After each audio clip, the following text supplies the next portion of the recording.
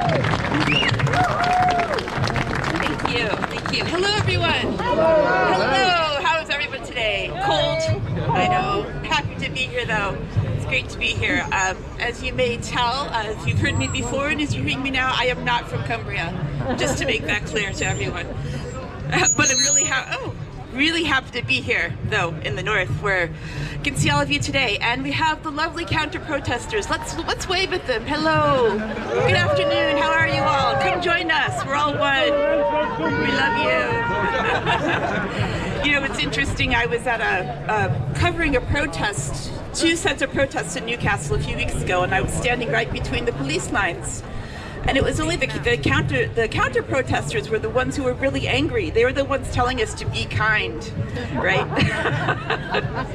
Kind of interesting. So anyways, I was asked to come here today. I've been speaking to various groups, first in Newcastle, in Crook last week, and now here, really specifically on a lot of issues, but really digital ID. Who wants digital ID? No, digital. So the good news is, in whatever this means, we'll see that what's happened is just in the last couple of days, if you signed the petition for digital ID, they are now going to debate it in Parliament, right? So that's coming up in early December, so that's a little bit of action forward. That's something. It's not everything, but it's a start. So who remembers 2020 and 2021, what we lived through, right? Who remembers the vaccine passports? That was the test case for digital ID. Do you remember that? You couldn't go to the pub, you couldn't go on holiday, you couldn't go anywhere without this stupid thing on your stupid little app and your stupid little phone, right? This is what they're trying to do. That was the start. That was what they were trying to do then, to see how many complied. And apparently about 80% of us complied. The rest of us are here today. So thank you. Give yourselves a round of applause.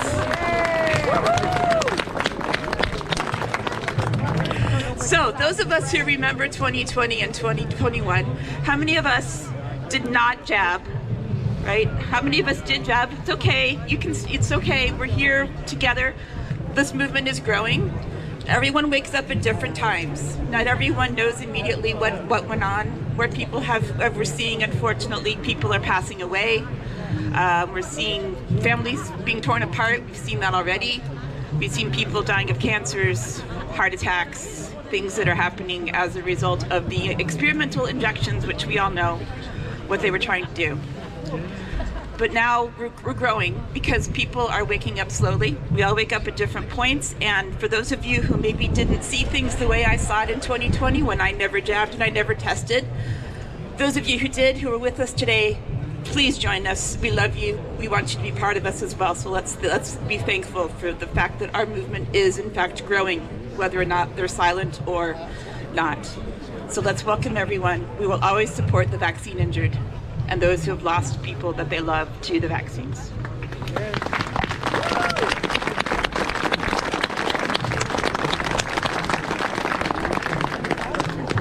But to those of you who were with me back in 2020, who were at the lockdown protests back then, we have work to do.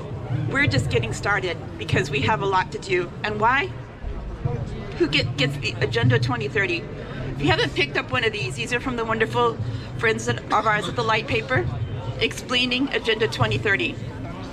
Does anyone know what that means? Sustainable Development Goals. It's an inversion. It means unsustainable. It means they want to kill us all, essentially, right?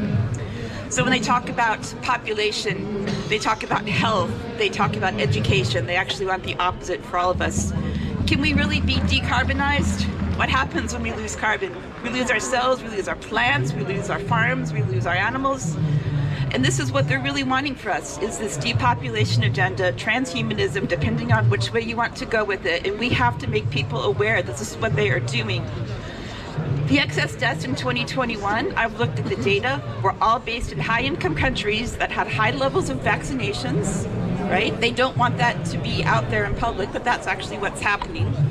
And this is continuing with Agenda 2030. Sustainable Development Goals, but none of it is possible without the digital ID. And this is where we draw the line, digital ID. We hold the line here. Do not go any further.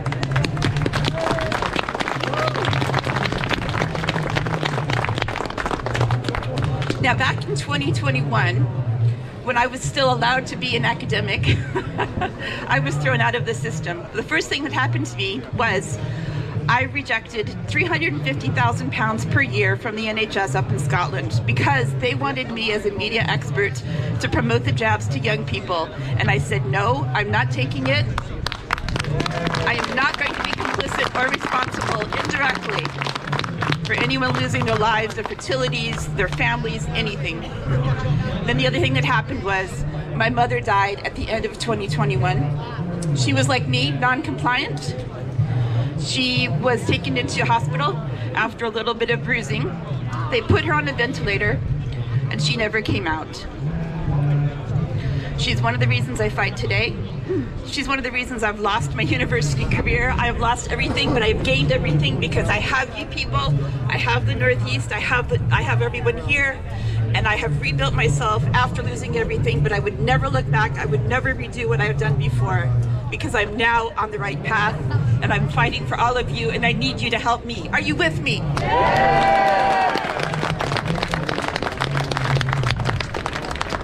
So what are we going to do? What do we do? How many of you were fighting back in 2020 and 2021? Remember how strong that was, how powerful that was, how we were all together every weekend out there doing what we could. We've got to work twice as hard now. Why? Because they want everybody in the country to have this stupid thing on our phones, and they want to not just track whether or not we've had needles in our arms or whether or not we've had sticks up our nose. Sorry. Oh, sorry. Closer to, okay. Do not put anything up your nose again, all right, first of all.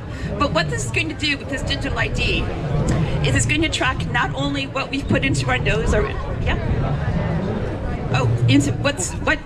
sorry, okay. Can everyone hear me now? Yeah. Okay. So do not put anything in your arms. Do not put anything up your nose if you didn't already. Don't do it again, or don't start. Right. Oh, not the microphone either. No. But no. Oh yeah. Well, okay. That's a personal choice. The point here, though, is that this digital ID, the danger of it, and I will say this as a person who has years of expertise working with databases, information. Those of you who watch me on UK Column know that I'm a researcher, that know that I'm a librarian. I've been doing this for decades. I was kicked out of my profession for speaking the truth. And I'm more than happy to be out of the matrix at this point because now I can be out here and be with you wonderful people and do the things that are really important. However, with digital ID, what this means is that every aspect of our life will be linked up to our phone. So where we go, our driving license, our passports, how many needles we've had in our arms, how many children we have who we're not sending to school because we don't want them to be indoctrinated with sexual material way before they're ready to do so.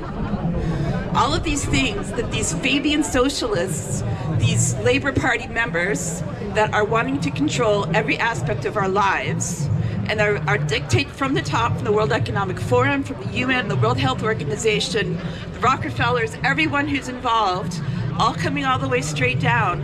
And they're saying that for us, it's for our safety. Who believes that? No. But this is, it's good for you. It's good for us. We're the benevolent government, right?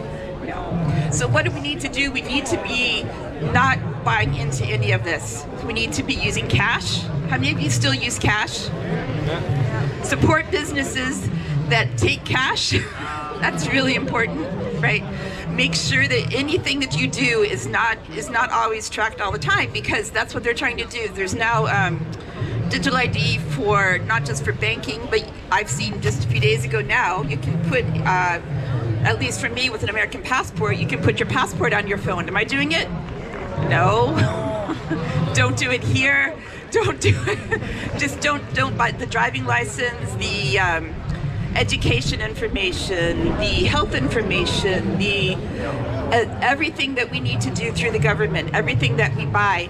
What's really dangerous about all of this is not just the little bits of information that you put online, which is bad enough, but when you put it all together into one place and Keir Starmer has track of it, is that a safe thing for us? No. And something else about immigration as well. I want to talk about this in particular because I know this is something that this group is particularly concerned with. Don't let that distract you from what's really happening. Because it is scary. I've been followed home. I live alone. I've been followed home by a group of migrants just a few weeks ago where I live in a small town in the Northeast. And it was terrifying. And I'm not saying that it wasn't.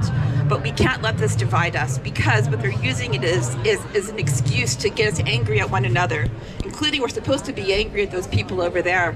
I'm sending them love, actually. We are all one group of people. They're doing this to set this up deliberately to make us all get angry with each other. And especially in our movement, we cannot have that happen. We have to work together. We can't let little arguments, little petty things get in the way of doing what we need to do, which is protecting our freedoms, protecting the children, protecting this country, protecting our society, protecting Western civilization. And don't let them tell you that doing that is racist, because we all have the right to protect where we come from and our heritage and our background. And I'm here to fight it with you. Who's with me?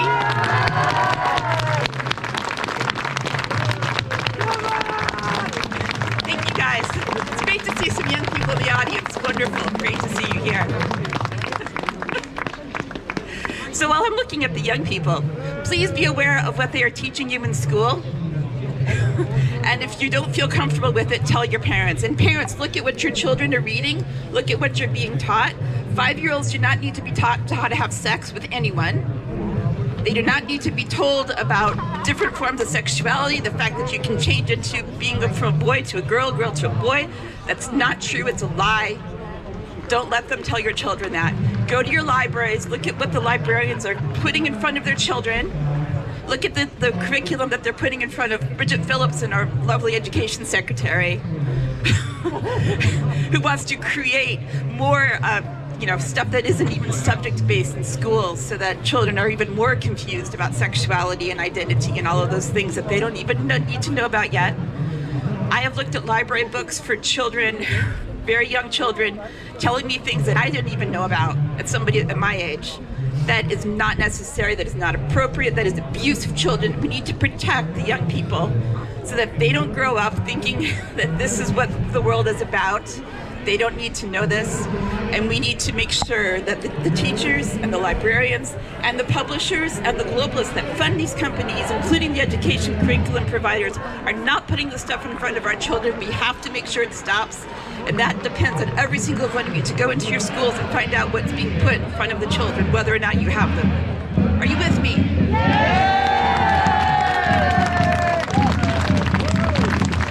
I think we've got support over there as well. Thank you all. We love you too. But I want to leave you all with this message, though. We have to be active. I can do this. I've done a lot. I've dedicated my life to this movement. I was a full professor. I lost my career for speaking out, saying we don't need to be putting this stuff on children, by saying that protecting British society is not racist, that is not oppressive. We have the right to protect our own societies and our own people and our history and the tradition that comes with that. That is not racist, that is actually loving who we are and who we come from, having pride in our background. And I am proud to be a permanent member of the society in this country, even though I wasn't born here. I still love you all.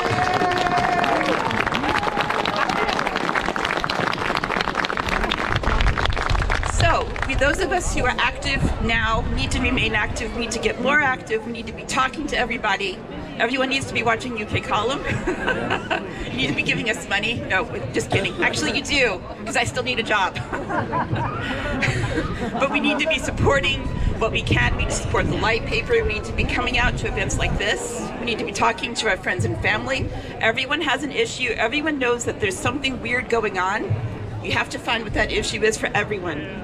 I talk to taxi drivers all the time who are saying they're driving migrants to council houses that should be going to members of their family, but they can't use it because it's going to these people that don't even understand our heritage.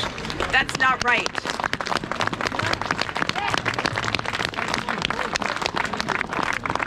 Find the issues that they're interested in, let them know what's going on, let them know that it's not just in their minds, let them know that actually the BBC CEO just resigned, as well as the head of BBC News. Why? Fake news. So who's the fake news now? Is it UK Column or BBC? Well, it's BBC. So make sure that people are aware of what's going on. They have to be write to your MPs, talk to your local councillors. Local councillors actually do care about their communities, I believe, in most cases. So support them. Our MP's a bitch. Sorry. Our local MP's a bitch. Oh, I'm sorry. Well, she voted against. Well, yeah. The inquiry into the grooming gangs. Go fuck herself. And I've got Liz Twist. There's a bitch. There we go. I've got Liz Twist, the Labour councillor. Yeah, I know. Labour MP. Yeah. You gotta get fucked. The bitch. Yeah. All right. Get it out there. Local councillors, if you have reform councillors, talk to them. Whether or not you believe in reform, a lot of them, I think, do mean well for the local communities. So if you have someone in your ward or close by, talk to them, see if there's something you can do through them.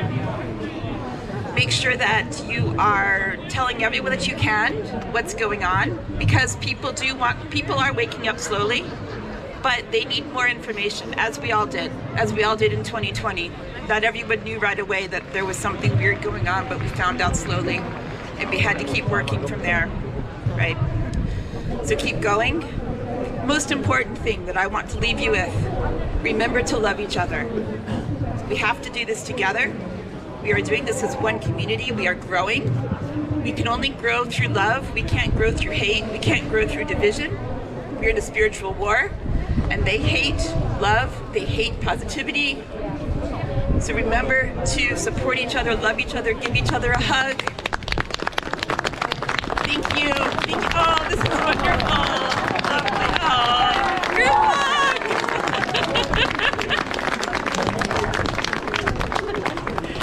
So that's the main thing I want to leave you with, though. But remember, I cannot do this alone. Come on, yeah, big group hug. Everyone in Carlisle, give everyone a hug. Come on. Oh, that's beautiful.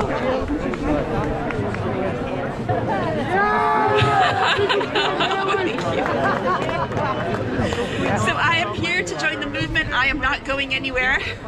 I am paid to speak freely. I am paid to help you to get the message out. But I cannot do this alone. Are you with me? What are you gonna do? What are you gonna do? Everyone do something. Give each other a hug? Yeah. There we go. Oh, that's beautiful. Hug the people over there. They won't know what to do about it, but do it anyway.